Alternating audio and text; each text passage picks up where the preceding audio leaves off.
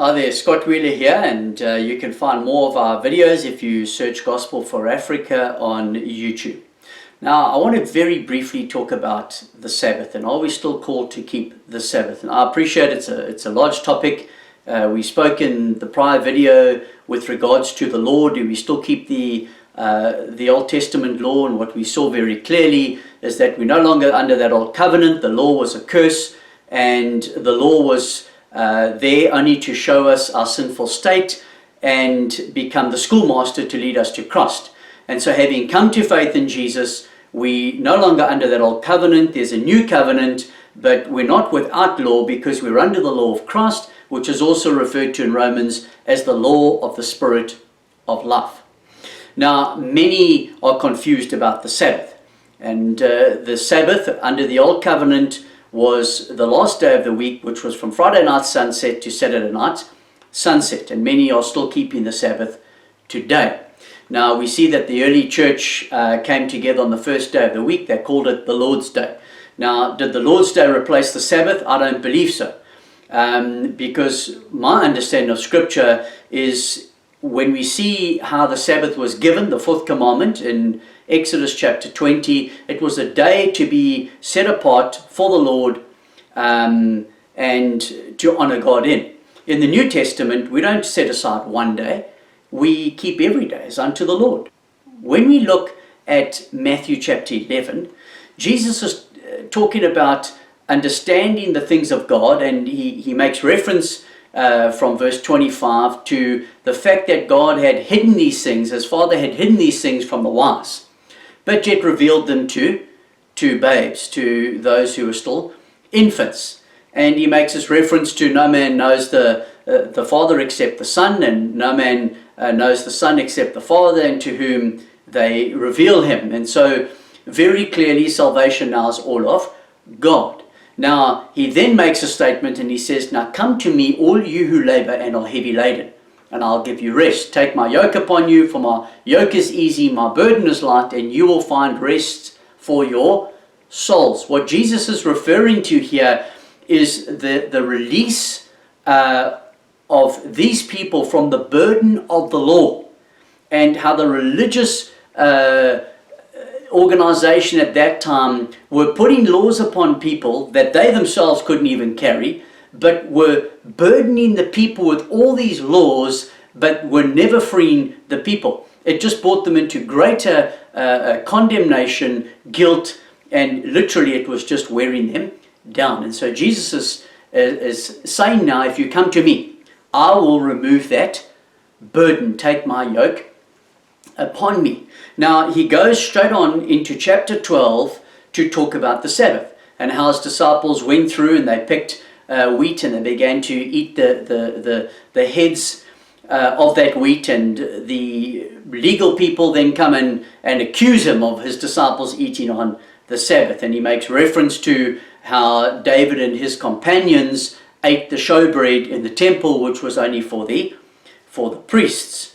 And he makes a statement in Matthew chapter 12 that there is a greater than the temple, and that is Christ. And so what we have in the New Testament is a greater than the Levitical system, which was just a shadow of what was to come.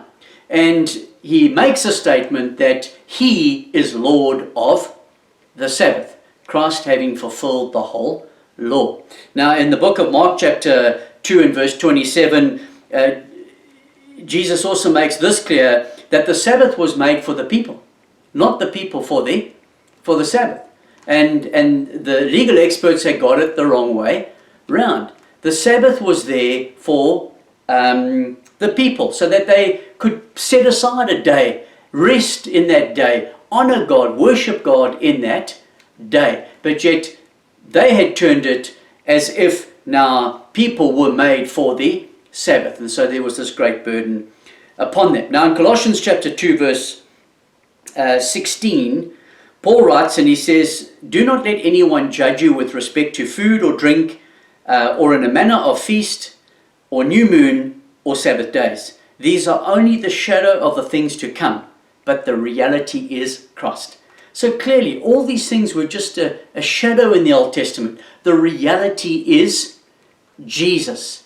And so when we have a look at Hebrews chapter 4, we read this, and if you go into chapter 3, he mentions on numerous occasions, today if you hear his voice, don't harden your heart, as they did in the rebellion. This was during the wandering through the wilderness, where they did not enter in because of their unbelief, the scripture says.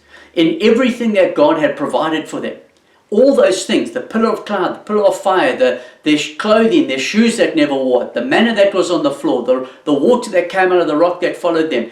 In all these things, God was speaking to them. Christ was there in all those things, but they couldn't see it. And because of unbelief, that first generation died in the wilderness. Moses is a picture of the law. Joshua is a picture of Jesus, Yeshua. The law could not save them. So Moses could not take them into the promised land. The law can only be the schoolmaster to lead you to Christ. So Moses leads them up to the river Jordan, where Joshua, Christ, is able to take them into the promised land. And so he then says this in Hebrews 4, verse 1. We read this. Therefore we must be wary that while the promise of entering his rest remains open, none of you seem to come short of it. So even today, there still remains a rest for those who would enter in. What is this rest? Is it the rest of a day, a Sabbath day? No.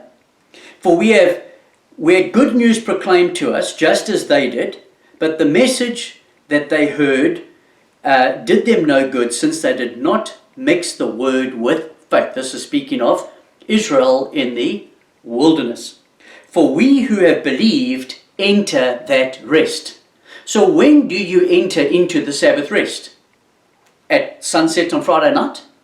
Every week? No. This is an eternal rest for those who enter in through faith. So he says, those who believe have entered that rest. Justification is by faith alone. The moment you believe on Jesus, you enter into rest. This is the rest. The Jews were working for their salvation. They keep in the law to try and be justified. But no one can be justified by the law. And so you just work and work and work and work. You continue to carry this burden, carry these weights, and you never ever find justification. In other words, you work and never find rest. That's what the law does. But when you realize the law can't save you, but you're allowed to be the schoolmaster to lead you to Christ, when you come to faith in Jesus, you stop working for your salvation and you rest in the work that Jesus has already done on your behalf. This is what the Sabbath is for us as the New Testament church. He is Lord of the Sabbath. Jesus is our Sabbath. He is our rest, where we stop trying to earn our salvation, which is a great burden, and we find rest for our souls. As I swore in my anger, they will never enter my rest, and yet God's works were accomplished from the foundation of the world. In other words, God already had this foreordained from the beginning of the world. That's why he gave them one day. Let them work for 6 days, and then what a wonderful thing it is to be able to rest on the seventh day. Now, what a beautiful thing to be able to rest eternally from having to try and work for our salvation. So, verse 6 says, therefore it remains for some to enter it, this rest. Yet those to whom it was previously proclaimed, to the Jews, did not enter because of disobedience. So again, God ordains a certain day today. Today. So in other words, today, if you believe upon Jesus, you are free from the curse of the law and that curse of perpetually trying to do works to save yourself, and you can rest in what Jesus has already done upon your on your behalf. That's why today is the day of salvation, because today you can enter that rest. So he says, speaking through David after such a long time, as in the words quoted before, oh, that today you would listen as he speaks. Do not harden your hearts. For if Joshua had given them rest, God would not have spoken afterward about another day.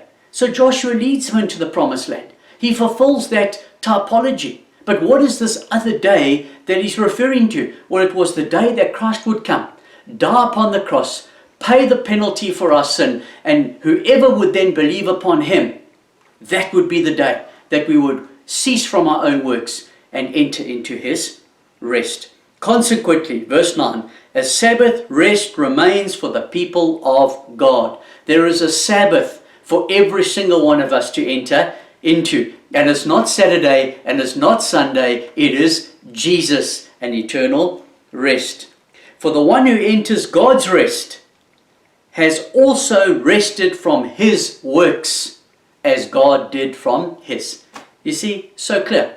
The moment you enter into his rest, the moment you believe upon Jesus, you cease from your works to try and save yourself, and you rest in what Christ has done. And so the encouragement in verse 11, therefore we must make every effort to enter that rest, so that no one may fall by following the same pattern of disobedience. Now, it's amazing that many are claiming that if we don't keep the law, we're disobedient. Where in fact, Paul is saying, if you do keep the law, or try and keep the law, or try and justify yourself by works, you are being disobedient because you are rejecting the work that Jesus did on your behalf. And so obedience then in this context would be you and I no longer trying to justify and save ourselves by the works of the law, but to rest in what Christ has done.